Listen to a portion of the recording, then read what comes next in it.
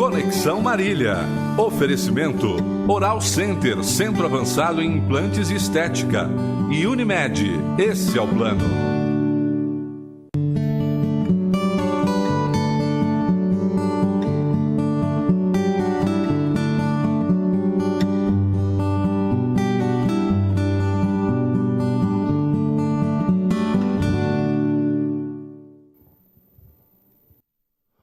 Muito boa noite, estamos começando mais uma edição do programa Conexão aqui pela TV Marília. É sempre muito bom contar com a sua audiência e a sua participação. Conexão sempre em nome de Unimed Marília. Cuidar bem da sua saúde, este é o plano. Vitalícia Levíssima Água de Marília, exija, peça, diga eu quero Vitalícia. A única água adicionada com sais do estado de São Paulo e também a Oral Center Odontologia Especializada do meu amigo Dr. Wilson Klein Schmidt. O programa Conexão de hoje chega para falar sobre a síndrome da fragilidade do idoso. Síndrome de fragilidade do idoso. E para falar sobre esse tema, nós temos a honra de receber aqui o Dr. Virgílio Ferreira, que é médico geriatra e está aqui para falar sobre esse assunto. Doutor, muito obrigado pela presença, uma honra tê-lo aqui no programa Conexão. Boa noite. Boa noite, Marcos. Boa noite a todos vocês. Sempre uma honra estar aqui, né? Atendendo um chamado seu, um convite. Muito obrigado mesmo. Legal, doutor. Prazer mesmo tê-lo aqui.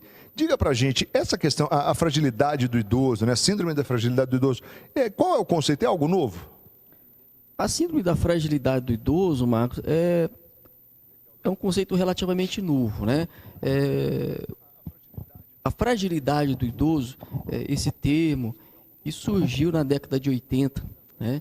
Só que naquela época, quando se falava em fragilidade do idoso, se imaginava o quê? Um indivíduo, né, idoso, com mais de 65 anos, que já estava bastante dependente, né, para as atividades de vida diária, aquele indivíduo que precisava de bastante ajuda para se alimentar, para se locomover, para tomar o seu banho, vestir a sua roupa, né? Então, a questão da fragilidade, ela ficou muito ligada, muito associada à questão da incapacidade.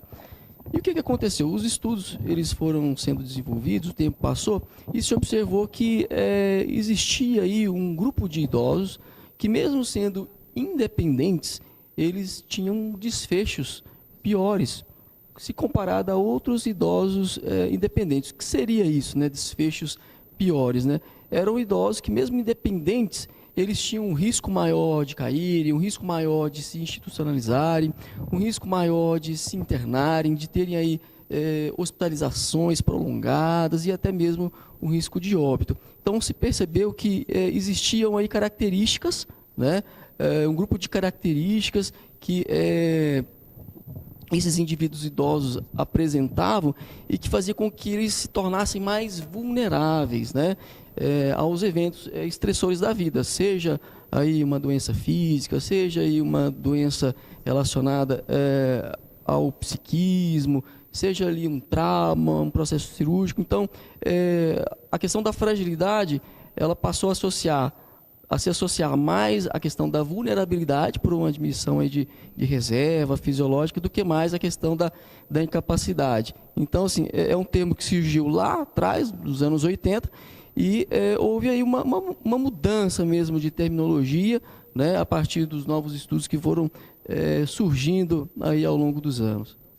Doutor, é interessante porque, então, não dá para a gente pensar em algum tipo de sintoma da fragilidade ou não? Sim, fragilidade não é uma doença, né? Então a gente não está aqui falando de uma doença nova, não é nada disso, né? Então, dentro da geriatria, a gente trabalha bastante com a questão da síndrome, né?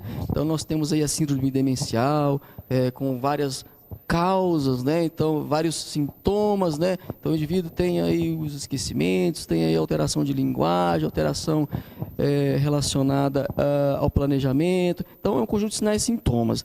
E dentro da síndrome de fragilidade, nós temos aí alguns critérios, né? Existe aí um grupo americano que já vem estudando isso há muito tempo, e aí eles definiram, né, um conjunto de 5 critérios, né? Associada à síndrome da fragilidade, né?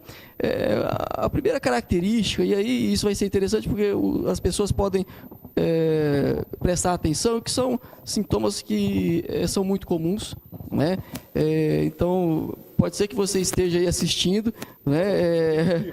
Exatamente a essa entrevista e talvez se identificar com o familiar, né? Então, primeira característica, a perda de peso, né? O que seria? A perda de peso não intencional, né? A perda de peso involuntária. Então, o indivíduo não está fazendo nenhuma dieta e ele está emagrecendo. Então, uma perda de peso superior a 4,5 kg no intervalo de um ano. Então, isso pode ser significativo, né?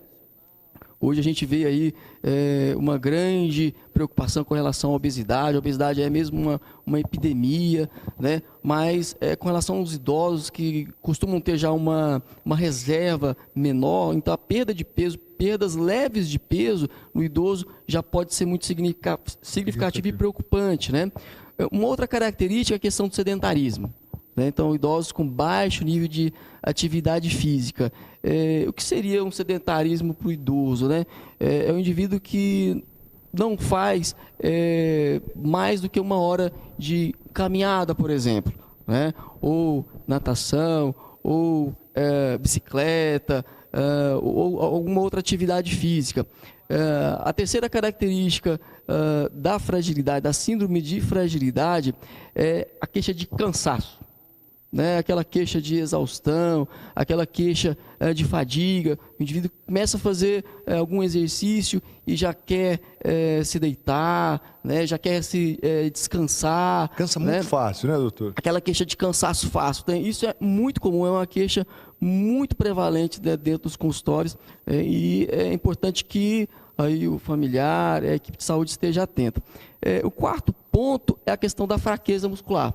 Então, a fraqueza muscular é um dos principais pontos aí na definição da síndrome de fragilidade, né? Então, aquele indivíduo que tem uma dificuldade em se levantar de uma cadeira, levantar de uma cama sem um apoio, indivíduo que tem uma dificuldade em subir aí um lance de escadas. Então, isso mostra para a gente que está existindo aí um grau de fraqueza muscular, principalmente musculatura de quadril, e chama a atenção. E por último, aí, fechando aí os 5 critérios, 5 características, né, é a questão da lentidão de movimento, velocidade de marcha diminuída. Então, aquele idoso que já está andando mais lentamente, arrastando os pés, né? Então, o indivíduo que apresenta 3 dessas características, né, perda de peso, sedentarismo, cansaço, a lentidão de movimento, fraqueza muscular, então, a gente pode pensar que estamos diante aí de um idoso frágil. Se você apresenta 1 ou 2 dessas características, é o que nós chamamos de pré-fragilidade, né? Com um risco de se tornar frágil e todas as consequências que nós vamos falar do que o idoso frágil tem aí uma chance de desenvolver, de evoluir a curto e médio prazo. Doutor, e como é que o senhor analisa a importância desse tema? Exatamente, né? Esses indivíduos frágeis, eles são indivíduos que estão sob maior risco de complicações, de evolução assim, desfavorável ao longo da vida. Então, os idosos frágeis, eles são indivíduos com maior risco de cair, né? Então, diferente de um idoso robusto, um idoso saudável, que, por exemplo, se escorrega e não tem aí uma lesão mais grave, o idoso frágil ele pode cair, né? E sofrer uma fratura, né? Porque uma das características também da fragilidade é o que? Uma redução de massa óssea, até mesmo a osteoporose, né? Então, aqueles critérios são critérios aí para a gente, dentro do consultório, poder classificar o paciente, mas a síndrome de fragilidade tem uma série de outras características, inclusive a questão da redução de massa óssea e osteoporose, né? Esses indivíduos frágeis eles têm uma chance maior de evoluir para uma dependência, né? De se tornarem aí, mais incapazes funcionalmente, né? São indivíduos que se internam mais. Por exemplo, a gente está aí num período de inverno, né? O tempo já, a temperatura já caiu bastante. Então, enquanto o indivíduo, o idoso robusto, saudável, ele passa muito bem essa fase ou pega ali um resfriado, o idoso frágil, ele fica gripado, essa gripe evolui com uma pneumonia, isso leva a uma internação e muitas vezes uma internação prolongada e até mesmo o óbito. Então, assim, é um indivíduo que é sempre mais instável. É aquele idoso que demanda uma atenção muito maior, seja aí da equipe de saúde, né, do médico, da família, é necessário mesmo uma atenção muito maior junto a esse paciente frágil, desse idoso frágil. Agora, doutor, tem um grupo assim mais vulnerável, mais prevalente? Como é que é a prevalência dessa síndrome? A síndrome de fragilidade, ela tem muita relação com o envelhecimento, né? Nós sabemos aí que conforme vamos envelhecendo, e a gente vai envelhecendo aí um pouco a cada dia, né? Pois é. A partir dos 30, vamos dizer assim, né? Algumas características, elas vão surgindo. Por exemplo, a questão da massa muscular. A gente vai tendo reduções de massa muscular e de maneira fisiológica, natural, a partir dos 30, 40 anos, né? Então, dos 40 aos 60, a cada 10 anos a gente vai perdendo aí cerca de 5% de massa muscular. Depois dos 60, isso se acentua, perde-se 15% a cada 10 anos. Então, sabemos que o processo de envelhecimento, ele leva naturalmente a uma redução de massa e até de força muscular. Então, os indivíduos, conforme vão envelhecendo, eles têm uma chance maior de se tornarem frágeis, principalmente os idosos com mais de 80 anos. Né? A gente costuma dizer que o idoso com mais de 80 anos é um indivíduo potencialmente frágil, né? As mulheres, elas têm uma prevalência maior, né? De fragilidade com relação aos homens, até porque as mulheres, elas entram aí na fase da menopausa, em idade a partir aí dos 50, 52, 53 anos, né? E aí os hormônios femininos não têm mais aquele fator de proteção contra a perda de massa óssea, massa muscular. Só que a partir dos 70, 80 anos, aí isso iguala, né? Então, tanto homens quanto mulheres se tornam frágeis numa mesma proporção, né?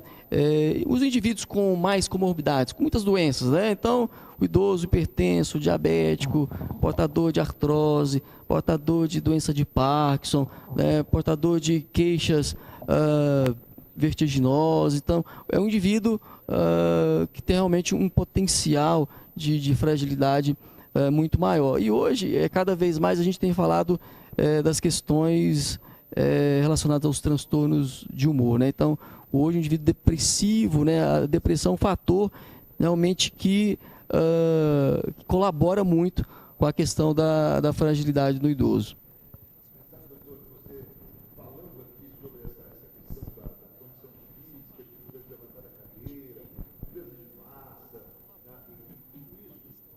Tudo isso são assuntos que a gente tem trazido já em alguns momentos, né, em discussão aqui no programa, falando aí com profissionais da área da saúde. A gente percebe assim que profissionais da área da educação física e tal têm forçado muito essa questão, estimulado realmente o idoso. Então, acho importante o senhor vir com essa palavra hoje, que vem realmente fazer um link aí com aquilo que a gente já tem falado há algum tempo aqui, da importância de se buscar uma reserva, né, tanto óssea quanto muscular também, porque muito se falou da questão de ossos, por causa da osteoporose, essa coisa toda, mas se não tiver uma musculatura boa também, a coisa fica difícil, né? E a gente vai precisar muito depois que vem os entas.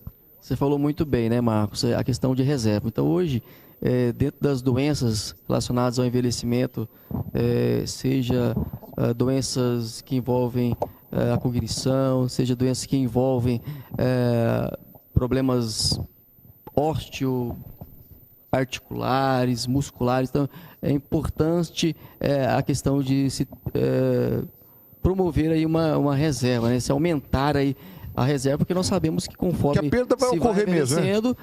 A perda ela vai ocorrer lentamente, mas ela ocorre. E se a gente puder investir, né, poupando ali, né, uma reserva muscular, né, fazendo exercício físico, procurando ter uma alimentação mais saudável, com certeza, né, a perda ela vai ser menor e o organismo vai sentir menos essa perda, né? Então, realmente, o que você falou tem todo sentido, né? É importante ter esse enfoque mesmo preventivo, né, com relação à fragilidade. Deixa eu ir rapidinho para o intervalo e a gente volta na sequência com o Dr. Virgílio falando aqui sobre essa síndrome da fragilidade do idoso. Rapidinho, em nome de Unimed Marília, cuidar bem da sua saúde, esse é o plano. Vitalícia Levíssima Água de Marília e Oral Center Odontologia Especializada. É tudo rapidinho, não sai daí não que a gente volta já.